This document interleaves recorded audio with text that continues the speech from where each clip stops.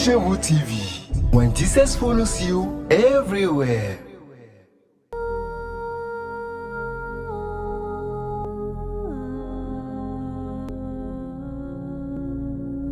Shalom, shalom, bien-aimés dans le Seigneur, encore une fois, soyez les bienvenus sur nos chaînes de Christ Shebu TV. Et ce matin, l'Éternel nous fait encore la grâce de nous parler, de nous enseigner. Et ce matin, nous allons discuter, nous allons parler, nous allons enseigner sur la puissance du sang de l'agneau. La puissance du sang de l'agneau. Alléluia. Rapidement, nous allons nous incliner en prière. Seigneur, je veux juste te dire merci, nous voulons te célébrer pour ta présence au milieu de nous ce matin. Éternel, mets ta parole dans nos bouches, parle à ton peuple ce matin. Révèle la puissance de ton sang à quelqu'un ce matin, afin que nous puissions en connaître la valeur et l'utiliser à bon escient pour la gloire de ton nom. Amen. Alléluia. Bien-aimés dans le Seigneur, lorsqu'il s'agit d'un sacrifice, ce qui parle plus, c'est le sang de ce sacrifice. Alléluia. La valeur de votre sacrifice vient par rapport au sang que contient ce sacrifice. Si vous sacrifiez un animal, si vous sacrifiez une colombe et que quelqu'un sacrifie un bœuf, la valeur de vous qui avez sacrifié la colombe, la valeur de votre sacrifice est moindre par rapport à celui qui sacrifie quoi? Un bœuf. Quelqu'un qui sacrifie quoi? Un animal et quelqu'un qui sacrifie un homme, comprend que le choix est clair. Alors ce matin, nous allons voir à travers ce message qu'est-ce que le Seigneur nous réserve et quelle est la puissance, amen, du sang de Jésus. Je rappelle que nous sommes dans la semaine pascale et que nous nous préparons à commémorer cette fête perpétuelle que le Seigneur a mis en place depuis le livre de l'Exode. Ce sacrifice, cette alliance que Dieu a faite avec son peuple à travers l'agneau immolé, à travers la Pâque. Alors, par la grâce de Dieu ce matin, nous allons rapidement prendre nos Bibles et nous allons lire quelque chose dans le livre de Apocalypse, chapitre 12, au verset 11. D'abord, on va lire à partir du verset 7. Il y eut guerre dans le ciel. Michel et ses anges combattirent contre le dragon, et le dragon et ses anges combattirent. Mais ils ne furent pas les plus forts, et leur place ne fut plus trouvée dans le ciel. Et il fut précipité, le grand dragon, le serpent ancien appelé le diable et Satan, celui qui séduit toute la terre.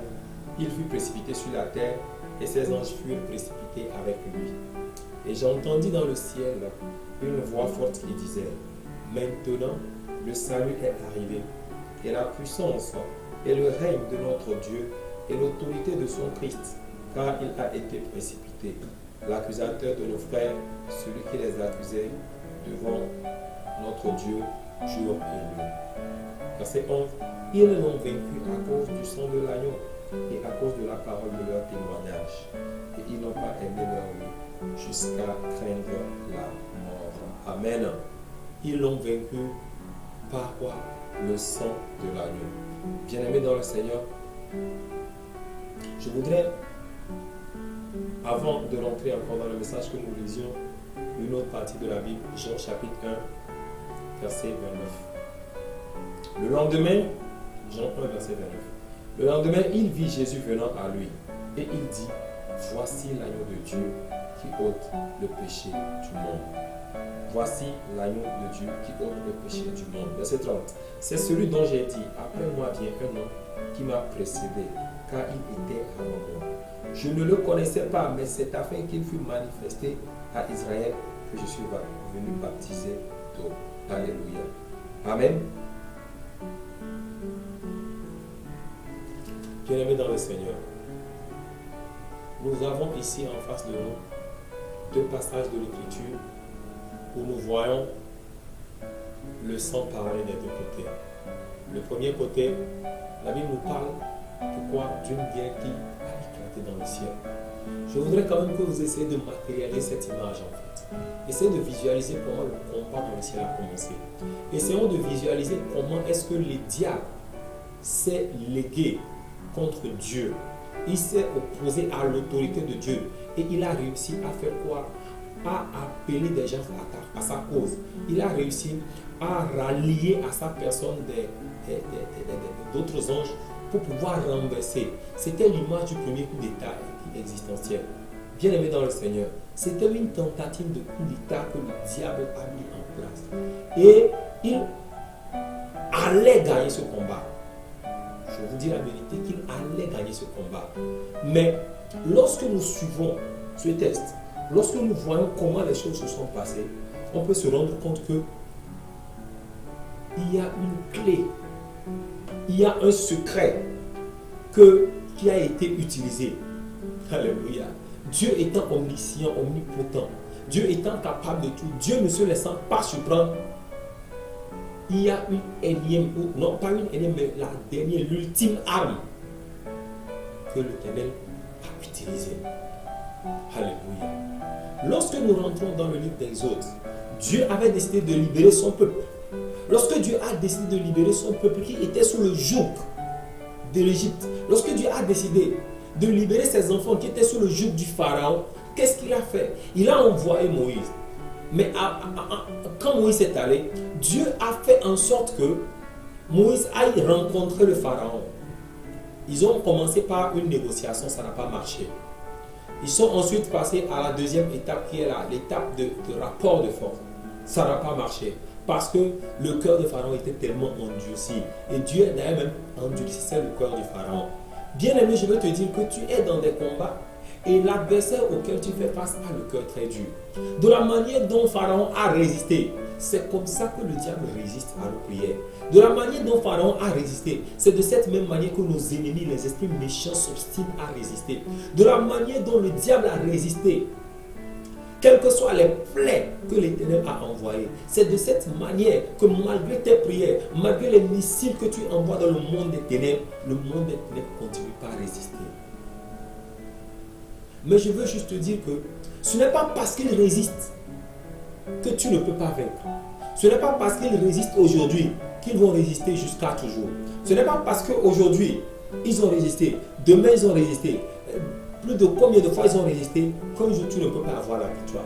J'aimerais te dire ce matin qu'il y a une arme que l'Éternel utilise. Et Dieu va utiliser cette arme pour toi au nom puissant de Jésus. Mon roi va utiliser cette arme pour toi au nom puissant de Jésus. Et cette arme, c'est le sang. Cette arme, c'est le sang. Même lorsque les enfants d'Israël en Égypte, lorsque Moïse avait envoyé les 10 plaies sur l'Égypte, Pharaon tenait les câbles. Pharaon était ferme. Son cœur était endurci. Beaucoup de choses se sont passées. On a envoyé les crapauds. On a envoyé les insectes qui ont envahi le pays. On a envoyé les sauterelles qui ont envahi les champs. On a envoyé l'eau qui a été transformée en sang. Ça dit qu'il y a tellement de choses qui se sont passées. Et l'Éternel a envoyé même des insectes qui sont venus même dévorer, qui ont dévoré tout. Pharaon n'a pas cédé. Bien aimé dans le Seigneur. Je veux te dire que Pharaon, c'est l'image du diable en personne. Pharaon, c'est l'image du diable. De la manière dont Dieu dit que l'homme a été créé à son image, je peux te rassurer que Pharaon était l'image du diable. Dans ce combat, dans cette situation, dans cette logique, Pharaon était l'image du diable. Mais Dieu étant Dieu, le roi des rois étant le roi des rois, l'Éternel qui combat, celui-là que personne n'a jamais vaincu dans un combat, celui-là qui s'appelle Jehovah Sabaoth, je te dis que ce monsieur, il s'est levé un matin et il a dit assez, c'est assez. Assez, c'est assez. Il a dit à Moïse, je vais utiliser la dernière arme. Je vais utiliser la dernière arme. Je vais sortir l'arme puissante. Aujourd'hui, nous sommes dans une guerre qui oppose la Russie et l'Ukraine. Et la Russie dispose des armes sophistiquées, des armes à haute portée qui ont des effets dévastateurs assez élevés de façon exponentielle. Et je peux te dire que toutes ces armes dont dispose la Russie n'ont rien à voir devant le sang de Jésus. Oh, alléluia. Je peux te rassurer, bien-aimé, que les armes dont dispose aujourd'hui la Russie, les États-Unis, l'Iran, l'Irak, tout ça là, ça n'a rien à voir avec le sang de Jésus.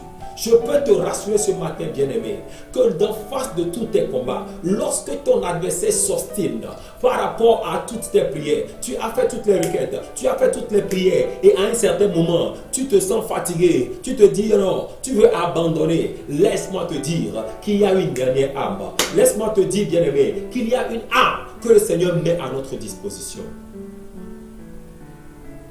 Alléluia. Il y a une arme que le roi des rois met à notre disposition. C'est le sang de Jésus. Alléluia. La Bible dit dans le livre de Apocalypse qu'ils l'ont vaincu. Ils ont vaincu qui? Je veux que nous retournions là-bas. On dit quoi? Verset 9. Et j'entendis une voix dans le ciel. Une voix forte qui disait: maintenant le salut est arrivé. Et la puissance et le règne de notre Dieu et l'autorité de son Christ. Car il a été précipité. L'accusateur de nos frères, celui qui les accusait devant notre Dieu jour et nuit. Je vais vous lire une autre version pour vous expliquer un peu. Une autre version de Apocalypse. Yeah. Alléluia. Voici. Voilà, le verset 10, il dit: et j'entendis dans le ciel une voix forte qui disait: maintenant le salut, la puissance et l'empire sont à notre Dieu, et l'autorité à son Christ, car il a été précipité. L'accusateur de nos frères, celui qui les accuse jour et nuit devant notre Dieu. Bien-aimé dans le Seigneur, ça veut dire que même le salut qui était réservé pour le ciel. Parce que, écoute, quand il y a guerre, ça veut dire que les intérêts sont menacés. Les intérêts du ciel étaient menacés. La puissance était menacée. Ok? Le trône de Dieu était menacé, bien-aimé. Le trône était menacé. Pourquoi? Parce que si on laissait le diable faire, il allait prendre le trône de Dieu. Et d'ailleurs, il était là pour ça. Parce qu'il sait aussi de quelle capacité, de quelle puissance il a été investi. Et Michel et les autres anges également le savaient. Bien-aimé dans le Seigneur. Mais je veux juste te dire ce matin que ce n'est pas Michel qui a tué ou bien qui a fait renverser le diable. Non. Mais c'est Jésus-Christ par son sang qu'il a fait. C'est pourquoi la Bible dit quoi? Que maintenant, le salut est arrivé. Donc quand il est arrivé, que l'ennemi, l'adversaire, celui-là qui accusait les frères jour et nuit, celui-là a été précipité. C'est comme on dit: oh alléluia. Un témoignage automatiquement est venu. Une reconnaissance, une action de grâce est venue. Et comment cela est venu? Parce qu'il y a un sang qui a parlé. Alléluia. Il y a eu un sang qui a parlé. Jésus-Christ a versé son sang pour que le ciel soit libéré. Alors, si je veux te poser une question, si le ciel, si les cieux, si même le combat dans le ciel a dû passer par le sang de Jésus pour atteindre la victoire, bien-aimé, qui es-tu pour ne pas utiliser le sang de Jésus dans tes combats? Je veux juste te dire ce matin que c'est ce sang-là qui te rassure dans toutes les victoires. C'est ce sang-là qui peut te rassurer dans tous tes combats. Je vais te lire quelque chose dans le livre de Exode chapitre 12. Exode chapitre 12. Alléluia. Voici ce que la Bible dit. Je vais plutôt aller dans Exode 8. Exode chapitre 12, 8. Il y a un verset, voilà. Il dit quoi? C'est bizarre, je vais le trouver dans la... Voilà, à partir du verset 23. Quand l'Éternel passera pour frapper l'Égypte et verra le sang sur le linteau et sur les deux portes, l'Éternel passera par-dessus la porte. Et il ne permettra pas aux destructeurs d'entrer dans vos maisons pour frapper. Bien-aimé, Qui ne permettra pas? L'Éternel ne permettra pas que quoi? L'ennemi vienne dans vos maisons pour frapper. À cause de quoi? À cause du sang. Pas parce que tu sais prier, bien-aimé. Pas parce que tu sais combattre. Mais parce que tu utilises une arme que l'Éternel valide. Une arme que l'Éternel est en train de valider. L'Éternel recommande cette arme. Et l'Éternel dit, si seulement tu utilises cette arme, si seulement tu peux utiliser cette arme, si seulement tu peux utiliser le sang de Jésus, pas le sang des boucs, pas le sang des poulets, pas le sang des pigeons, pas le sang des colombes, pas le sang des serpents, pas les alliances familiales, non. Mais je te dis que si seulement tu peux utiliser le sang de Jésus-Christ, cette semaine, bien-aimé, c'est l'occasion pour toi, parce que nous sommes en train de commémorer ce sang versé, nous sommes en train de commémorer ce sacrifice qui a été élaboré à la croix du calvaire. Je veux juste te dire que nous sommes en train de commémorer cette séquence de l'alliance de Jésus-Christ. Et c'est encore une occasion pour toi de te reconnecter. Je ne sais pas quel sang toi tu as déjà utilisé. Je ne sais pas ce que le sang des boucs, le sang des taureaux, le sang des béliers a pu faire dans ta vie. Mais si tu t'es rendu compte que malgré que tu utilises le sang des boucs, des taureaux, des béliers, des poulets, des pigeons, des colombes, des serpents, peu importe le sang que tu as utilisé et que ça n'a pas marché, mon frère, assieds-toi. Écoute-moi te dire, utilise le sang de Jésus. Oh, alléluia. Utilise le sang de Jésus. C'est l'arme absolue. C'est l'arme absolue. Je dis bien que c'est l'arme absolue. L'Éternel dit que si tu utilises ce sang, lui, Dieu lui-même, alléluia, lui, Dieu lui-même, ça veut dire que, excusez-moi de le dire ainsi, mais je suis obligé de le dire. Ça veut dire que Dieu lui-même ne peut pas passer outre le sang de l'agneau. Dieu lui-même ne peut pas passer outre le sang de l'agneau. Même si on dit que celui-ci c'est un assassin, la Bible dit que l'âme qui pêche c'est elle qui mourra, bien-aimé. Ça c'est une loi. L'âme qui pêche c'est elle qui mourra. Mais écoutez, le jour-là sur la croix du calvaire, ce gars, ce malfaiteur, cet escroc, cet assassin qui était sur la croix, il savait que lui, il était destiné à mourir. Pourquoi? Parce que ce qu'il avait fait était passible de peine. Et il a accepté son sort. Mais il a fait une requête. Il dit, waouh, mais écoute mon Seigneur, souviens-toi de moi. Souviens-toi de moi lorsque tu seras dans ton royaume. Et Jésus lui a dit, aujourd'hui même. Mon frère, le gars là, il était dans une situation où il allait mourir, il allait directement en enfer, sans même passer par un tour, sans même passer par quelque part. C'est que c'est direct quoi. Mais à cause du sang, pour avoir adressé cette doléance, pour avoir quémandé, pour avoir imploré, le sang, chose a changé en même temps. Sa destination a changé en même temps. Je ne sais pas quelle est ta destination. Je ne sais pas quelle destination tes affaires sont en train de prendre. Je ne sais pas quelle destination ton foyer est en train de prendre. Je ne sais pas quelle destination notre pays est en train de prendre. Mais ce matin, je veux parler à un dirigeant politique. Je veux parler à un dirigeant. Je veux parler à une autorité. Quelle que tu sois administrative, politique, traditionnelle, religieuse. Laissez-moi vous dire que, quelles que soient les stratégies, quels que soient les plans élaborés, quelles que soient les techniques de combat, de guerre, si nous ne mettons pas le sang de l'agneau devant, si nous ne mettons pas le sang de Jésus devant, nos combats seront vains. Nous échouerons lamentablement. Nous reviendrons à notre point de départ. Et à chaque fois, nous reviendrons. Pourquoi? Parce que nous n'utilisons pas le sang. Nous ne faisons pas confiance au sang. La Bible dit quoi? Ils l'ont vaincu à cause du sang de l'agneau. Bien-aimé dans le Seigneur. Sans le sang de l'agneau, aucune victoire n'est possible. Sans le sang de l'agneau, aucune victoire n'est possible. Sans le sang de l'agneau, je dis bien aucune victoire n'est possible. Comment on utilise le sang pour pouvoir avoir une victoire? Regardez, c'est très simple. Le Seigneur dit quoi? Dans le livre d'Exode. Je retourne dans le livre d'Exode. Il a dit quoi? Vous allez l'utiliser.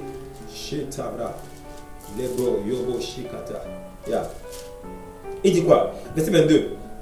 Vous prendrez ensuite un bouquet d'hysope, vous le trempez dans le sang qui sera dans le bassin et vous toucherez le linteau et les deux poteaux de la porte. Waouh! Le linteau et les deux poteaux de la porte. Mon frère, aujourd'hui tu n'as pas besoin de prendre un animal et de verser son sang et prendre le linteau et l'hysope. Non. Il te suffit de l'appliquer par quoi? Par la parole. Oh, Shakaïbaba. Il te suffit de l'appliquer par la parole. Il te suffit de dire, au nom puissant de Jésus, au nom puissant de Jésus, aujourd'hui, j'asperge le sang dans ma famille. J'asperge le sang de Jésus dans ma maison. J'asperge le sang que Jésus-Christ a versé à Golgotha, dans mon foyer, dans mon ministère. Mon frère, asperge le sang dans ton entreprise. Quand tu veux rentrer dans ton atelier, asperge le sang. Quand tu veux rentrer dans ta maison, dans ta chambre à coucher, asperge le sang. Même tu peux toucher tes murs en prononçant ces paroles. Et je te dis que cette parole-là, elle sera effective dans la vie. Elle sera effective dans ton ministère. Elle sera effective dans tes activités. Elle sera effective sur ta destinée. Tu vas rendre ta destinée du sang de l'agneau. Écoutez, laissez-moi vous dire quelque chose. Si vous pensez que vous pouvez réussir au-delà du sang de Jésus, vous qui allez dans des villages et qui allez faire des cérémonies, vous qui faites les alliances annuelles, les fêtes annuelles là, laissez-moi vous dire que c'est ceux qui aujourd'hui sont les adeptes du fétichisme et qui font ces choses, c'est parce qu'à un certain moment, ils ont compris quoi? La puissance du sang. Mais bien aimé, la différence entre eux et toi, c'est que toi, tu n'as pas besoin de verser un sang, parce qu'un sang a été déjà versé pour toi. Oh, alléluia. Et c'est pourquoi dans Jean 1, verset 29, Jean-Baptiste peut dire quoi? Voici l'agneau de Dieu, celui qui ôte les péchés. Oh, le sang de Jésus n'est pas seulement venu pour guérir tes problèmes, mais il est venu pour ôter ton péché. Pourquoi? Parce que depuis la création, le problème de l'humanité, c'est le péché. Le problème de l'humanité, c'est le péché. Et pour trouver solution à ce péché, l'Éternel a institué l'immolation. Parce que sans effusion de sang, il n'y a pas pardon de péché. Et c'est pour cela que lorsque Adam et Ève ont péché dans le jardin d'Éden, le roi des rois, l'Éternel Jéhovah, a décidé de sacrifier un animal afin d'utiliser son sang pour leur faire quoi? Pour leur donner une protection. Alléluia. La Bible dit que Dieu, lorsque Adam et Ève ont pris des feuilles de figuier, Dieu n'a pas accepté cela. Dieu leur a fait une autre tenue. Dieu leur a donné une autre tenue. Pourquoi? Parce qu'une fois que le sang était sur eux, il y avait encore possibilité pour eux. C'est ça qui fait qu'ils ont été séparés, parce que le sang qui avait été utilisé n'était pas le meilleur sang, n'était pas le bon sang. Mais ils pouvaient encore trouver faveur. Dieu les garde en vie. Alléluia. Ils ont été séparés de la relation entre eux et Dieu, mais Dieu leur donne quand même l'opportunité, une deuxième chance de vivre. Si tu utilises le sang de Jésus, tu es meilleur par rapport à ton féticheur.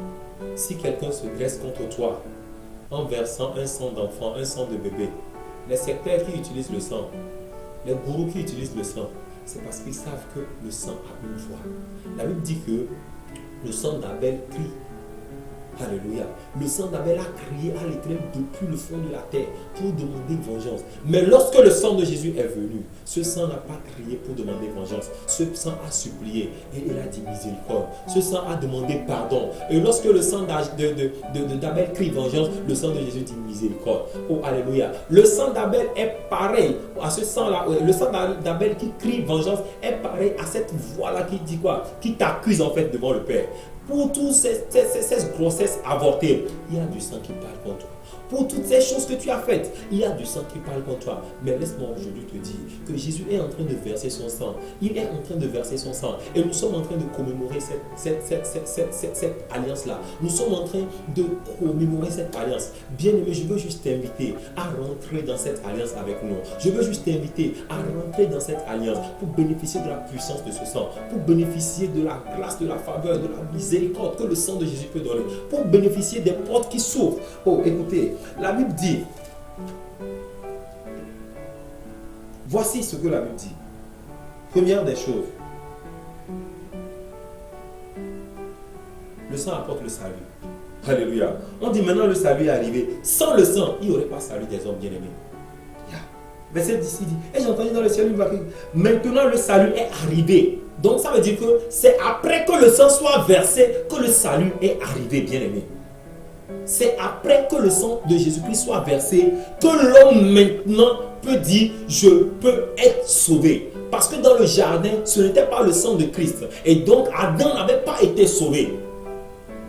Le sang qui était venu avait juste couvert la faute d'Adam. Il n'a pas ôté le péché d'Adam. Ça veut dire que le péché existait. La faute d'Adam existait. Et donc c'est ça qui a fait que pour que Dieu ne voie plus cette faute, Dieu le met à l'écart. Alléluia. Oui. Alors on dit quoi? Et la puissance et le règne de notre Dieu. Ça veut dire que notre Dieu lui-même, il est maintenant libre pour exercer son autorité, bien aimé. Parce que quand Dieu veut te bénir, le diable est à côté du non. L'enfant n'est pas passible de bénédiction. L'enfant ne mérite pas la bénédiction. Il brandit. Qu'est-ce que le diable brandit? Il brandit l'acte des ordonnances qui parle contre toi. Il brandit cet acte des ordonnances qui parle contre toi. Alléluia. L'autorité de son Christ. Toutes ces choses-là ont été libérées par le sang. Jésus était sur la terre, mais il ne faisait pas sa volonté. Il faisait la volonté de son Père. Mais maintenant qu'il a tout fait, que Dieu l'a souverainement élevé. Et maintenant, il est élevé au-dessus de tout autre nom. C'est pour cela qu'au nom de Jésus, tout genou devra fléchir. Et tout langue devra confesser qu'il est Seigneur. Et à partir d'aujourd'hui, l'accusateur n'est plus.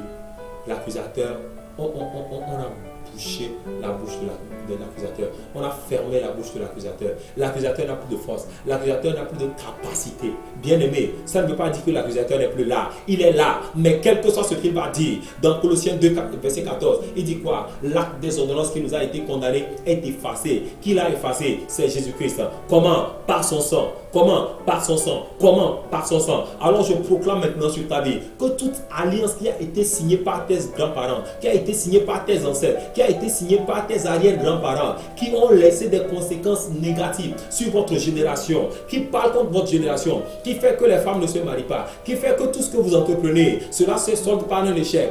Aujourd'hui, je veux te déclarer, par le sang de Jésus, le salut est entré dans ta famille. Par le sang de Jésus, le salut est entré dans ton travail. Par le sang de Jésus, le salut est entré dans tes affaires. Par le sang de Jésus, le salut est entré dans tes entreprises, dans tout ce que tu fais, dans le pays, dans ce Togo. Je décrète maintenant que parce que Jésus-Christ est allé à Golgotha et qu'il a versé son sang, nous invoquons ce sang maintenant sur cette nation. Je déclare maintenant que tout le sang qui a été versé, tous les sangs innocents qui ont été versés dans ce pays et qui continuent pas à crier vengeance, vengeance. Aujourd'hui, nous prions maintenant que l'Éternel leur accorde le repos à travers le sang de Jésus et qu'une nouvelle voix s'élève maintenant sur cette nation et que le sang de Jésus commence par parler en faveur de cette nation. Que le sang de Jésus commence par parler en faveur de cette nation. Que le sang de Jésus commence par parler en faveur de cette nation, le Togo, en faveur de l'Afrique. Que tous les sangs qui ont été versés en Afrique, partout, aujourd'hui, je prie que le sang de Jésus commence par parler pour ces nations. Que le sang de Jésus parle pour le Togo, pour le Ghana, pour le Bénin, pour la Côte d'Ivoire. Dans les moments de colonisation, beaucoup de sang ont été versés. Et des gens ont prononcé des paroles de malédiction en mourant. Des gens ont été utilisés pour des sacrifices, des rituels. Et ces gens-là, ils ont ouvert leur bouche et ils ont lâché des derniers mots. Et ces derniers mots sont devenus aujourd'hui des malédictions qui sont en train de faire que les Africains ne peuvent pas évoluer. Mais écoutez, laissez-moi vous dire, bien-aimés, qu'il y a un sang qui aussi vient pour parler en faveur de vous. Il y a un sang qui vient pour effacer toutes ces malédictions. Il y a un sang qui vient pour libérer. Il y a un sang qui apporte le salut en Afrique. C'est le sang de Jésus qu'il s'agit. C'est du sang de Jésus qu'il s'agit. C'est du sang de Jésus qu'il s'agit. C'est du sang de Jésus qu'il s'agit. Je prie maintenant au nom puissant de Jésus que partout où tu es, élève ta voix maintenant, bien-aimé, et invoque ce sang maintenant. Demande à l'Éternel maintenant de faire couler ce sang maintenant dans ta vie, de libérer ce sang dans ta vie. Parle maintenant.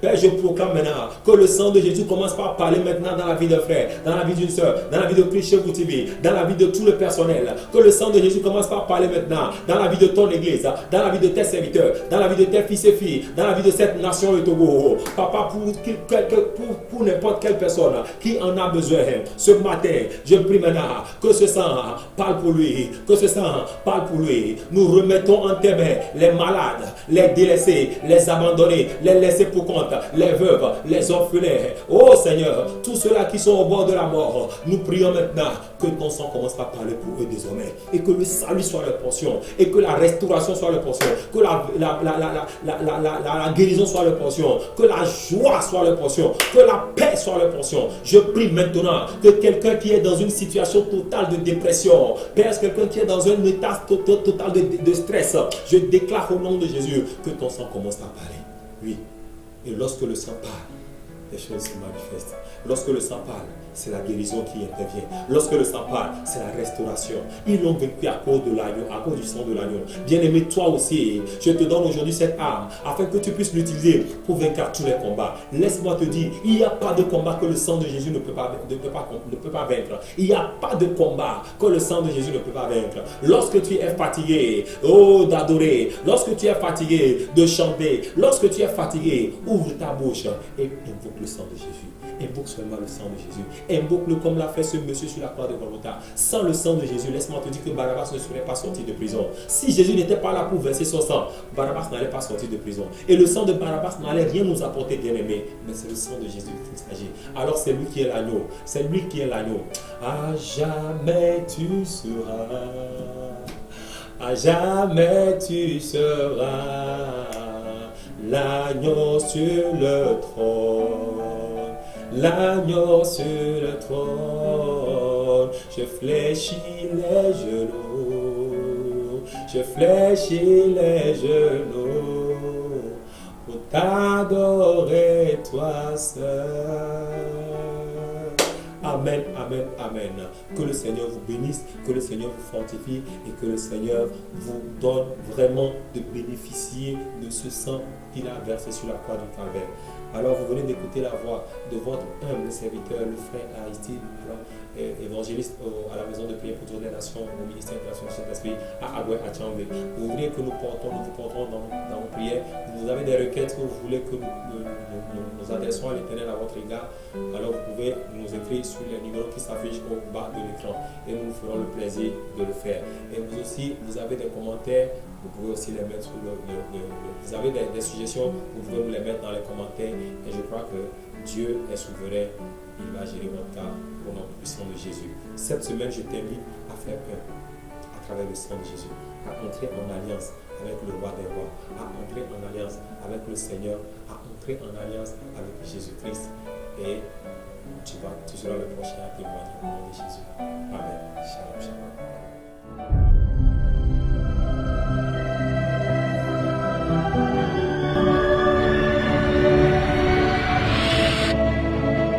Christ Shehu TV. When Jesus follows you everywhere.